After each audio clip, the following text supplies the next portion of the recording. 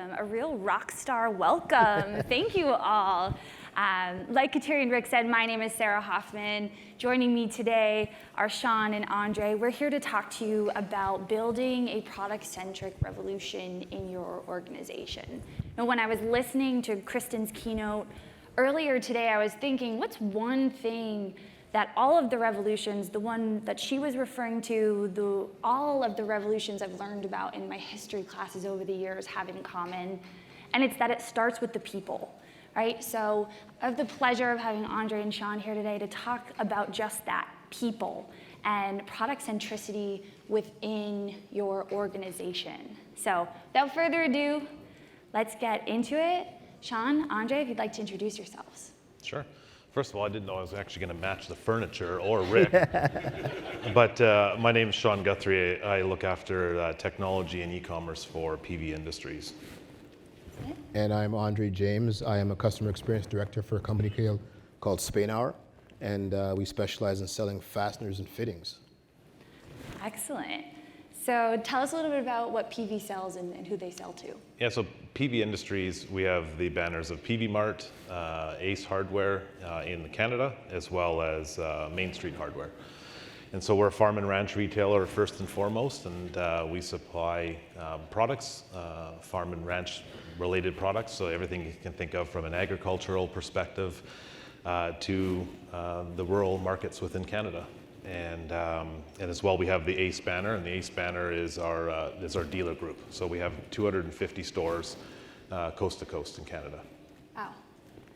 And Andre, tell us a little bit more about the fastener market. Yeah, so we sell anything that holds things together. So nuts and bolts and screws and washers, all that kind of fun stuff. We've been in business for 88 years this year. We sell in primarily in the Canadian market, and our customers range from anybody who resells fasteners to hobbyists who are updating their son's RC unit or fixing their Camaro. So we specialize in, our SKUs are specialized, they're unique SKUs, hard to find. Fasteners, so not the day-to-day fasteners that you'll find at your Home Depot or any kind of hardware store, but things that may be 30, 40 years old, we have them still in stock. Wow, awesome. We didn't even ask you to say that, but really contributing to that repair, replace, reuse, that mantra there. So awesome, thank you. Well, like you just mentioned, you were brought on to Spaenur as the customer experience director, at an 87 going on 88-year business that has primarily been selling through an online catalog, or excuse me, in a physical catalog. Yeah. Tell me more about what a customer experience director is brought on to do. Yeah, sure. So first of all, I'm brought in to change the customer experience.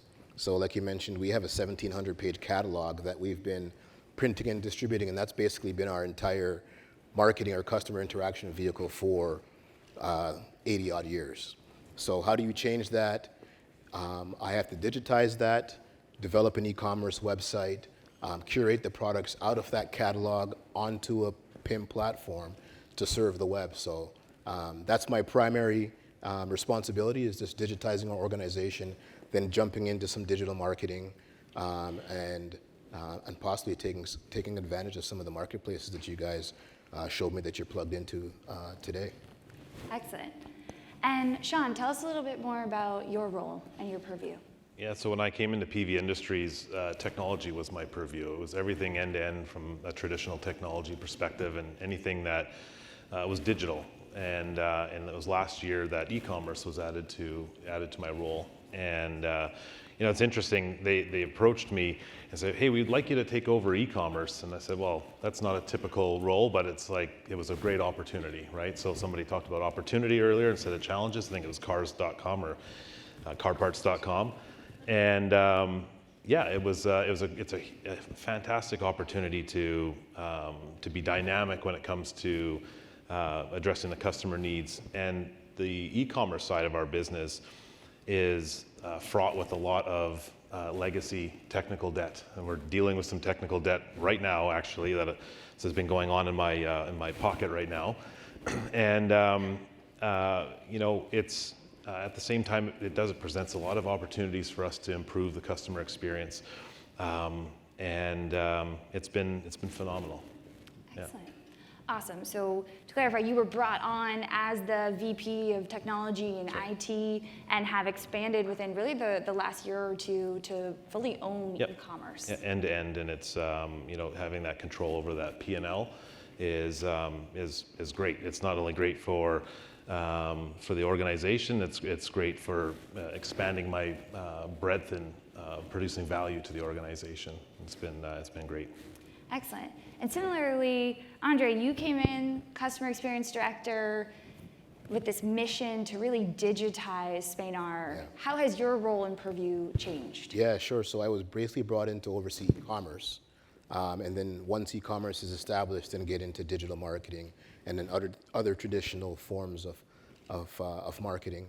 But then similar to Sean, an opportunity presented itself for me to take on IT and IS. So now I'm responsible for marketing, e-commerce, IT, and IS. So the full gamut of those kind of solutions. So wow. Fun times. Two busy guys, it sounds like. Yeah. I love this juxtaposition of really IT, taking over even more with e-commerce, and then similarly customer experience taking on IT, IS, all these other kind of components that really all come back to one thing, which is the topic of today, which is product centricity. What are some of the benefits that you both have seen within your organization as you've taken on more ownership, whether it's collaboration amongst different teams? Sean, of course, your role in the executive leadership. What benefits have you seen by kind of compiling and bringing more together? I think just breaking down the silos between that technology and the e-commerce side of things. I sit right in the middle now, so it's like I hear it from both sides. So that's a very interesting dynamic, but at the same time, we can, like I said, you can break down those silos and you can actually ensure that there's that collaboration, because I understand the technology component really well. The e-commerce side is still, it's not even quite a year, so it's still a learning component, but at the same time, it's, I know how to bridge those two teams together. So, we've actually had some really good success in the last 6 months of last year, and we were actually the only business unit that was profitable within the organization last year from an e-commerce perspective. So that's a great testament to our team and some of the partners that we deal with Akinio and whatnot. Excellent. That's awesome. Congratulations. Thanks. And Andre, yeah, so similar. Having everybody at the table and being able to speak the same language and get the synergies as opposed to, because typical IT people speak one language, e-commerce people speak a different language, marketing people speak a totally different language. So getting them all in the room at the same time and having ownership or leadership over those groups allows us to get to the solutions a lot faster. And you mentioned P&L, so owning different P&Ls, it's easier to push a button when you understand what everybody wants and everybody needs. And it's ultimately my responsibility. So making sure we have the proper tools at our disposal from an IT standpoint, from an e-commerce standpoint, to make everything work well is very beneficial for us. Excellent. I think maybe just to add, when you see kind of like both of our roles, we look at both of those functions, and if we can break down those barriers, it means a quicker time to market for the customers, right? So that's what it really is all about. 100%. Excellent. Love those KPIs. Quicker time to market, breaking down silos. In the spirit of thinking about those silos and thinking about bringing all those people into the room, neither one of you necessarily have product in your title, but how many of those conversations, how much of your time do you spend thinking about your actual products and product experiences? Too much. Too much time. I mean, it's the biggest focus right now for me. We just re-implemented a PIM, and I'll talk about that in a minute, but product is everything for us right now, and it's really helping the other functions within the business and the merchant team understand that the product is what matters to the customer, right? And we've heard it earlier in if the website doesn't have a picture of this on it, then they're not going to buy that. And so it's making sure that the merchant team understands the value, because I think the merchant team will look at it saying, well, I don't care about the website so much, I care about driving traffic to the store. And it's talking to them and making them understand that it's not just about driving traffic for e-com, it is about driving traffic to the store. And regardless if you sell on e-com, they're still looking at your website. I think Retail Council of Canada mentioned last June 96% of the people that go to your store are probably already going to the website first. So if you have a bad product experience, they're not even going to your store. They're not even going to walk into the door. So. Yeah, and like Sean mentioned, I think about it a lot. I'm responsible for customer experience, but digitizing an 80-year-old company that's a catalog business into a digital age, you don't necessarily, when you take on the role, you don't necessarily think that you're going to be so product-centric, but imagine speaking to buyers, trying to encourage your buyers to curate better content from our suppliers so that it's not just for a catalog, so I don't just need a product SKU and a black and white image. I need better content to load into an e-commerce situation so that if I'm going to a website and I don't know what the product number is, I can find that product somehow. So that keeps me up at night. To tell you, and we're very early in the journey. To be totally honest with you, at 2:30 today, which is 35 minutes ago, we processed our first customer order on our e-commerce platform. Don't clap yet. Don't clap yet. I haven't checked my email yet to see how it went. But it's so my company is about growth, and I need to grow once we're live, and it'll be I can't say easy, but it'll be easier to talk to our existing customers that can search by product number. But when I start to talk to everybody else to help them find their products on our website, to be able to get product content from companies that we purchased products from 30, 40 years ago might be pulling teeth. So using the AI-generated product descriptions is going to be something that we're definitely going to start using, probably on the flight home when I leave here. Although you one better, when we were sitting here earlier this morning, and when you mentioned that it's already available, I sent a note to the team and said, hey guys, it's already available, get on it. So the phone's been ringing off the hook. She's super excited about all the different AI components, and so yeah, and I'm not telling anybody, so I'm gonna go home and tell everybody I spent the entire weekend curating content for 50,000 SKUs myself. Unless this is gonna be on YouTube or something like that. I was joking. Busted. I love it. I love it. So spending a lot of time, resources, conversations around products because it's so fundamental. I mean, you mentioned some other teams, and actually in the AI panel earlier, they were talking about change management and this role of people. What type of change management, whether it's with the buyers or with the merchandising team, how do you help them embrace product centricity and deal with change management in your organization? I think first and foremost is getting on the Akinio Academy, and when we relaunched our PIM, we said we will invest in you guys to understand how to use the tool, but you have to use this as table stakes. There's I think 12 courses that are free. It's about 65, 70 minutes. Like make that investment so you get that foundational knowledge. And then we'll do some additional training, context training within our own teams. And then if they do that, then I will invest in them, and I'll invest in that. But I think it's, change management, overall, I think everything rises and falls on change management. And it has to be there from the beginning of a PIM project or any project really. If it's not there, your project is doomed to fail. And I think so many people think about change management as, 2 weeks before they go live, we'll do some technical documentation, here's some steps, and away you go. Well, you're going to fail automatically. So I think if you have that change management right from the get-go, you'll be much more successful. Yeah, and same on our side. So I believe there's 6 or 8 buyers that we have who are typically their every day is purchasing new products or enhancing products from our suppliers and getting catalog-ready content.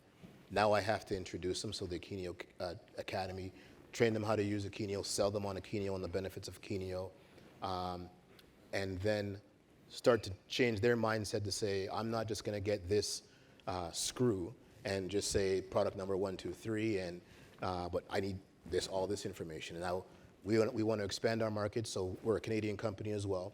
We want to expand into the US and expand globally. And we mentioned about the digital product passport. So I'm going to start curating a ton more content. So do I have the resources and skill sets in-house to do that? One of the examples this morning mentioned a PIM owner. Do I have somebody who I can call a PIM owner? Right now, the PIM owner is a person who's taking my content from my ERP and loading it into Akeneo and trying to enhance it, but getting them fully versed on all of the benefits that Akeneo has and getting them to actually own the PIM and curate it, then that's going to be a whole different mindset for my organization. So it's going to be an interesting journey for the next 6 months to a year while we start to build the processes to get that content at a good quality level for our customers to start buying from us. Definitely. Starting to get those buyers who have been so primarily focused on one thing, which is buying, right? And getting them to start focusing on, it's about product information and completeness. It's about the end experience too, and managing that type of change. And translating that into the KPIs, right? So I can't remember who mentioned it earlier, but you have to show the value. If we do this, it's going to translate into X amount of dollars, right? And so you can talk in dollars and cents, and you show what the value is into the organization, because otherwise it becomes kind of nebulous. Yeah, definitely. Do you guys have any examples of some of those KPIs that you whether you want to track them today or you want to track them in the future? Yeah, so I think for me, like I mentioned, some of our suppliers, we purchased from them 40 years ago, so I don't even know if they're still alive or in business. But I have to be able to say this is a product category or a bunch of SKUs that have A-level content, and these are ones that I need more content from, and these ones are performing at these levels. So whether it's click rates, whether it's purchases, whatever metrics I can show to say these products are performing better than these, please help me get better product content out of these. Not only for my buyers, but for my suppliers as well, right? We mentioned SDM this morning. So now I'm going to be able to show my suppliers that I have these products that are performing very well because I have all of these product attributes and SKUs and images and spec sheets. But the ones that I have for you are lacking those, so please help us out. And some of the metrics that are going to be coming out of Akeneo that can just be generated right to them to show them the product effectiveness is going to be clutch for me. So this is all new pie in the sky stuff for us. Like I mentioned, I'm live just today. So I'm going to be having a lot of learning and talking with a lot of the people in this room to get some better understandings and some better knowledge to move it forward. We're seeing some of the page views on our website are the average time on the site is extending, right? So we know right away that we're seeing people spend more time on the website if the products are enhanced and enriched. So we're seeing that, and that's starting to translate into higher average order value and higher conversion rates, so we can start tracking it through those type of metrics. Excellent. Awesome. So introducing some new metrics, really looking, to kind of grow that. It sounds like awareness within the organization or within a specific role that might not have been thinking about that KPI or metric, and that's really kind of the first step. Yes. Is what I'm hearing from you. Awesome. So we're talking a lot about, people, product experiences. Why now? Why was the time, Sean, I know that the decision to really work with Akeneo, happened before you joined Peavey, but you've really been re-emphasizing joining this PX revolution and refocusing. Why now? What objectives? Well, for us, our existing PIM implementation was, to use a term, was a gong show earlier, and maybe it's a Canadianism, but it was a mess. It was implemented with a partner that was not an Akeneo partner. So as a tip for those that are looking, find the right partner and evaluate the right partner. It'll save you from having to do it twice. And so we've re-implemented the PIM because we know that if our products aren't enriched and we can't have that great product experience on our website, then it's really not a customer first website, and we're not thinking about the customer. So we did that. We got the buy-in from the executive team, showing that our page views are down, the revenue on our website wasn't kind of where we wanted it to be, and we knew that by re-implementing it, we would have more families, more attributes, be able to have a wholesome experience, and that started to we're starting to see the dividends of that, and so we're excited to do that because now it enables us to do things like personalization. Prior to that, we essentially would be personalizing the whole website. You'd buy a tractor, and we'd be saying, hey, buy a hammer. Well, that's not a great experience. And so now with our re-implementation, we have a foundation that allows us to do other things like personalization on the website, which will translate into additional revenue as well. And for me, the decision to use Akinio was made before I joined. But since I came in, I've had carte blanche to reassess everything. And some of the partners or some of the companies I worked for previous, like I spent time at Grainger, I spent time at Rexel, so I'm familiar with other tools as well. So it's easy for me to come in and say, well, let me just jump back onto something that I'm familiar with. And it was good timing too, because we just renewed our contract, or our contract was in renewal stage with you guys. So I had some time to do the assessment, and I really liked your team, so your people that I communicate with were great. And the flexibility that you have and the partners that you have, whether it's print, who are going to be engaging with us to, I'll need $20 later, to do the catalog, to be able to print directly from our catalog is paramount for us. So the flexibility, your commitment to growth and improvements year over year, I think that's what really solidified it for me to say, no, this is somebody that we can grow with. The journey at Spaenur is just starting, and this is a great partner that already understands what we need today, but is also investing in the things in the future that we're going to need to catch up, because I'm still about 15, 20 years behind the e-commerce journey, so I got a lot of work to do to catch up. Excellent. It sounds like growth at the end of the day, embracing this technology, embracing kind of a product-centric mindset is all in the spirit of really, Andre, what you were brought on to do, right? Which is digitize, it's grow, and Sean, what you spend so much of your time thinking about in e-commerce when you're looking at that P&L is how can you continue to grow? And you can't do things like personalization and offer an amazing customer experience until you really can have the product experience those standards set, right? Coming back to this morning's session. Even omni-channel, we're thinking about doing, like in our stores, we have a lot of feed.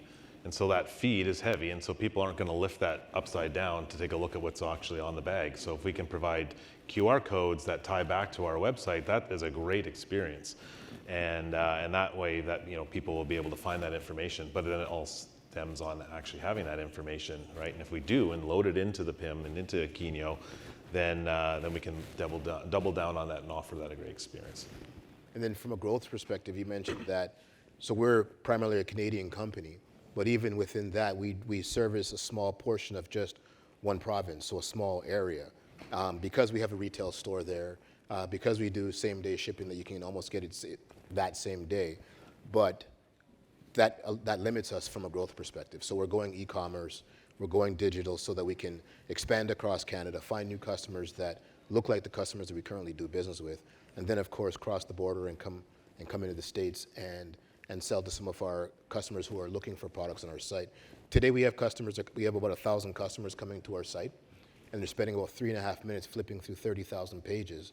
And I don't have that many pages on the website, so they're flipping through the catalog, building their POs, and then calling us, emailing us, or faxing us still to get orders across. So I got a long growth wheel to catch up and do, but it's exciting when we partner with you guys, and it's going to be. We also want to grow our products, so we want to grow 5 to 10% of our SKUs year over year, and having something that's easy to implement, work with our suppliers, and have them now load the product content into the site and approve it. That'll be very beneficial for us in the future. Yeah, starting off on that journey, sounds like we had a lot of oohs and ahs from the crowd, so definitely some people you can speak with who I think have similarly grown and expanded. Feel my pain. Yes, yeah. Definitely. Awesome. So with just a few minutes left, what advice do you have for those in the room who, whether you're starting off on your journey or you're further along, how can you help embrace product centricity within your organization or within their organizations? I think getting that buy-in from the top, right, and talking again dollars and cents, right? And having those KPIs. If you're going to do a project like this, you need to be able to measure the success of it. You need to be able to measure the success of your investment in your PIM. And I think that that would be one piece of advice if you're starting off. Another piece of advice is, like I said, they'll double down on find the right partner, right? And there's a lot of great partners in this room, and we did a great job with O2 Commerce. They did our implementation, and I need to owe them $20 too. But and I'd be remiss not to mention them. But I think really spending the time to understand it. It's going to take longer than you think it is. I think we went in with maybe our eyes weren't as open as we thought that they were going to be, and it took a lot longer than it did. And so don't underestimate the time it takes to do it right, because you don't have time to do it right the second time. Well, we did, but we had to pay for it.